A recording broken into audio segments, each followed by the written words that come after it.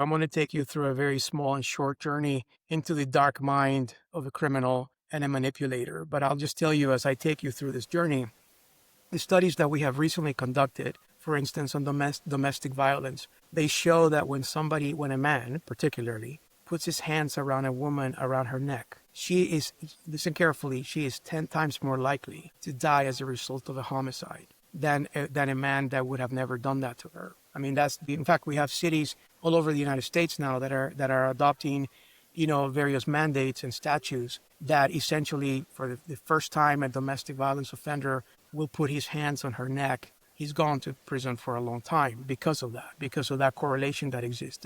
I say that to say this: don't ever disregard that this could have ended up in a tragedy, because people that have never killed before and people that have never hurt other people before physically, the addiction to control is so significant that he could have ended up going into that rabbit hole because of his desperation to control you somehow. And this is where the silver lining is. Your vulnerability towards the end, the fact that you asked him where he was and you wanted him to share information, that you showed interest still in him, is probably the reason why he didn't make you more of a conquest. Had you been, quote unquote, difficult to conquer all throughout, he would have stepped it up. And sometimes these folks, when we interview them in prison, and we do, when we try to talk to people, I mean, if you want to know what a tornado will do to you and to your home, you probably want to be present during the time a tornado hits so that you can understand it, right? So that's kind of what we do in criminology. We meet really, really bad people. And when we meet them and we talk to them,